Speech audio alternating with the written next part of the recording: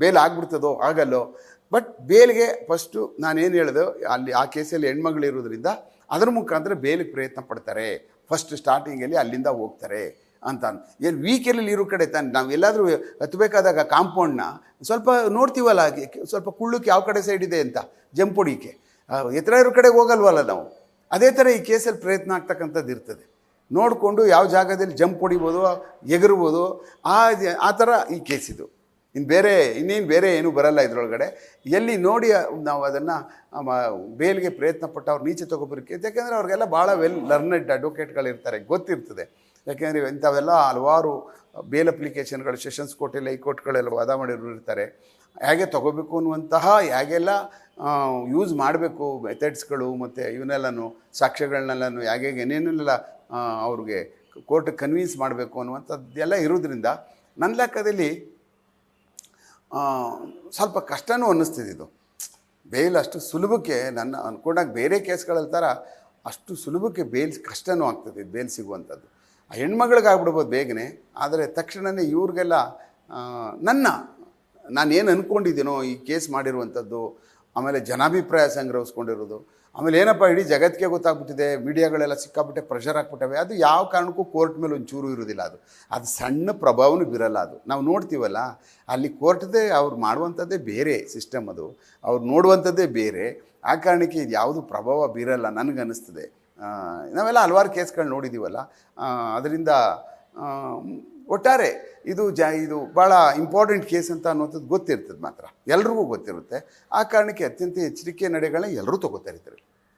Sir, ತುಂಬ ಗಂಭೀರವಾದ ಪ್ರಕರಣ, ತುಂಬ ಸೀರಿಯಸ್ ಆಗಿ ಇನ್ವೆಸ್ಟಿಗೇಷನ್ ಆಗ್ತಾ ಇದೆ, ಸಾಕಷ್ಟು ಎವಿಡೆನ್ಸ್ಗಳನ್ನ ಕಲೆಕ್ಟ್ ಮಾಡಿರುವಂಥ ವಿಚಾರ ಕೂಡ ಗೊತ್ತಾಗ್ತದೆ. ಶಿಕ್ಷೆ ಬಗ್ಗೆ ಮಾತಾಡೋದು ಸರ್, ಈ ಪ್ರಕರಣದಲ್ಲಿ ಖಂಡಿತವಾಗಿ ಆರೋಪಿಗಳಿಗೆ ಶಿಕ್ಷೆ ಆಗುತ್ತೆ ಅನ್ನೋ ಅಭಿಪ್ರಾಯನ ಹಿರಿಯ ಪೊಲೀಸ್ ಅಧಿಕಾರಿಗಳು ಹೇಳ್ತಾರೆ, ಹಿರಿಯ ವಕೀಲರು ಹೇಳ್ತಾರೆ, ಎಲ್ಲರೂ ಕೂಡ ಹೇಳ್ತಾರೆ. ಅಂತ ಶಿಕ್ಷೆ ಬಗ್ಗೆ ಮಾತಾಡ್ತಾರೆ ಸರ್, ಯಾವ ತರ ಒಂದು ಶಿಕ್ಷೆನ ಈ ಪ್ರಕರಣದ ಆರೋಪಿಗಳಿಗೆ ಆಗ್ಬೋದು ಅಂತ? ಯಾಕಂದ್ರೆ ಹಾಕಿರೋ ಸೆಕ್ಷನ್ಸ್ ನಿಮ್ಗೆ ಆಲ್ರೆಡಿ ಗೊತ್ತಿದೆ. ಏನಾಗುತ್ತೆ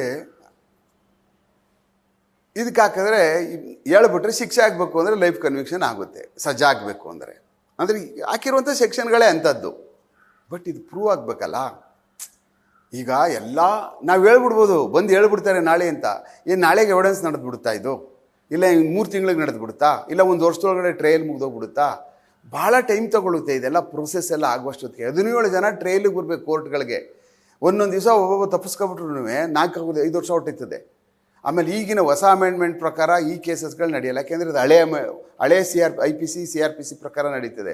ಈಗಿನ IPC CRPC ಪ್ರಕಾರ ಆದರೆ ಏನಾಗ್ತದೆ ಅಂದರೆ, 17 ಜನದಲ್ಲಿ 8 ಜನ ಬರಲಿಲ್ಲ ಅಂದರೆ ಅವ್ರು ಆಬ್ಸೆನ್ಸಲ್ಲೇ ಮಾಡಿಬಿಡ್ಬೋದು ಅಂತ ಈಗಿನ ಹೊಸ CRPC ಅಮೆಂಡ್ ಆಗಿರೋದು ಹೇಳುತ್ತೆ. ಆ ಕಾರಣಕ್ಕೆ ತಪ್ಪಿಸ್ಕೋ ಪ್ರಶ್ನೆನೇ ಇಲ್ಲ. ಈಗ ಅವರು ತಪ್ಪಿಸ್ಕೊಂಡ್ರೂ ಅವರು ಶಿಕ್ಷೆ ಆಗ್ಬಿಟ್ರೆ ಮತ್ತು ಅವ್ರು ಹಿಡ್ಕೊಂಡೋಗಿ ಜೈಲಿಗೆ ಬಿಡೋದೆ ಅವ್ರಿಗೆ. ಈ ಒಳಗೆ ಇವ್ರು ಎಲ್ಲಿದ್ದರೂ ಓಡ್ ಬಂದಿವೋ ಬರಲೇ ಮೊದಲೇನಾಗ್ತಿತ್ತು, ಸ್ಪ್ಲಿಟ್ ಅಪ್ ಆಗ್ತಿತ್ತು.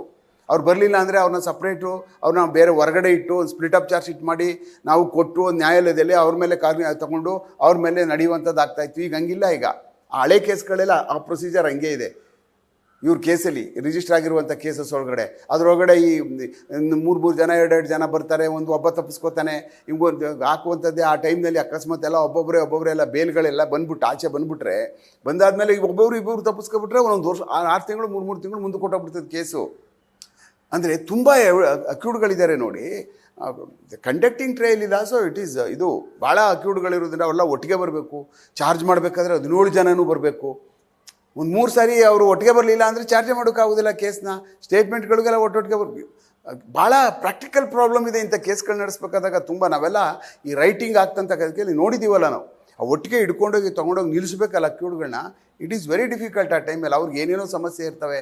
ಅವರೇನೋ ಅವ್ರು ಎಕ್ಸಾಮ್ಷನ್ ಅಪ್ಲಿಕೇಶನ್ ಹಾಕ್ತಾರೆ, ಇವತ್ತಿಲ್ಲ, ಹುಷಾರಿಲ್ಲ, ಅದಿಲ್ಲ, ಏನೋ ರಾಮಾಯಣ ಮನೇಲಿ ಏನೋ ಆಗಿದೆ ಅಂತೇಳಿ. ಈ ಥರದ್ದೆಲ್ಲ ಪ್ರಾಕ್ಟಿಕಲ್ ಪ್ರಾಬ್ಲಮ್ಗಳು ಕೋರ್ಟಲ್ಲಿ ಬರ್ತವೆ.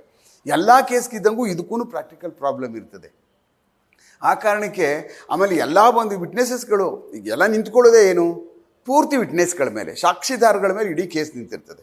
ಸಾಕ್ಷಿದಾರಗಳು ಹೇಳ್ಬೇಕಲ್ಲ ಇದರಲ್ಲಿ.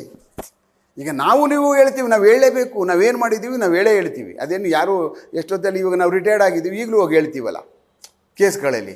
ನಮ್ಮ ಧರ್ಮ ಅದು, ನಮ್ಮ ಕೆಲಸ ಮಾಡಿರ್ತೀವಿ, ನಮ್ಮ ಡ್ಯೂಟಿ. ಕೋರ್ಟ್ಗೆ ಹೋದಾಗ ಹೋಗಿ ಕೇಸಲ್ಲಿ ಏನು ಇರ್ತದೋ ನಾವು ಮಾಡಿರ್ತೀವಿ, ಅದನ್ನ ಹೇಳ್ಬಿಟ್ಟು ಬರ್ತೀವಿ.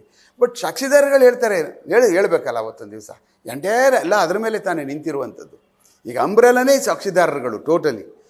ಅಂಬ್ರೆಲಾನೇ ಪೂರ್ತಿ ಇದಾಗ್ಬಿಟ್ರೆ ಮಳೆ ಬಂದ್ಬಿಡ್ತದಲ್ಲ, ಮೇಲೆ ಬಿದ್ದೋಗ್ಬಿಡ್ತದಲ್ಲ ಮೇಲೆ.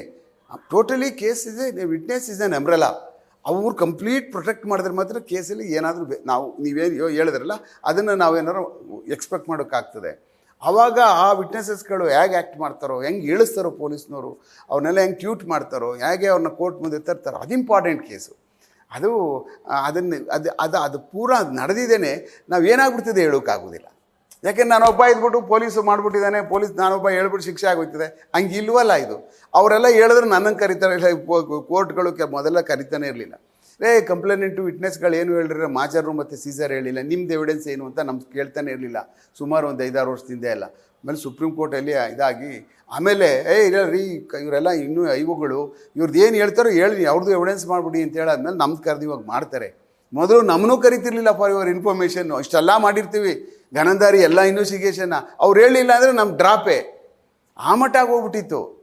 ಆ ಥರ ಎವಿಡೆನ್ಸ್ಗಳು ನಡೆಯುವಂಥದ್ದು. ಈ ಕಾರಣಕ್ಕೋಸ್ಕರನೇ ನಾವು ಯಾವುದೂ ಕ್ಲಿಯರ್ ಕಟ್ಟಾಗಿ ಹೇಳೋಕ್ಕಾಗೋದಿಲ್ಲ. ಭಾಳ ನಿಖರವಾಗಿ ಹಿಂಗೆ ಆಗ್ಬಿಡ್ತದೆ ಅನ್ನುವಂಥದ್ದನ್ನ ಅಂಟಿಲ್ ಟ್ರೇಲಲ್ಲಿ ಏನು ನಡೀತಾ ಇದೆ ಅನ್ನುವಂಥದ್ದನ್ನ ನೋಡಿಕೊಂಡು ಟ್ರೇಲಲ್ಲಿ ಯಾರು ಹೇಳ್ತಾವ್ರೆ, ಹೆಂಗೆ ಎವಿಡೆನ್ಸಸ್ಗಳು ಬರ್ತದೆ ಅನ್ನೋದ್ರ ಮೇಲೆ ಅವಾಗ ಬೇಕಾದರೆ ಟ್ರೇಲ್ ನಡೀತಾ ಇದ್ದಾಗ ಏನೆಲ್ಲ ಹೇಳಿದ್ರೆ ಸರ್ ಎವಿಡೆನ್ಸ್ಗಳು ಪಕ್ಕ ಆಗ್ಬಿಡುತ್ತಾ ಸರ್, ಅದು ಕೊನೆಗೆ ನಾವು ಆಗ್ಬಿಡುತ್ತೆ ಅಂತ ಅನ್ನೋದು ಒಂದೊಂದು ಆಗಿರಲ್ಲ, ಒಂದೊಂದು ಆಗಿರಲ್ಲ ಅಂತ ಅನ್ನೋದು ಆಗ್ಬಿಟ್ಟಿದೆ.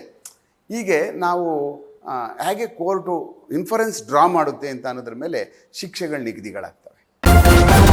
ನ್ಯೂಸ್ ಫಸ್ಟ್ ನಿರ್ಭೀತಿಯಿಂದ ನಿಮ್ಮ ಪರವಾಗಿ.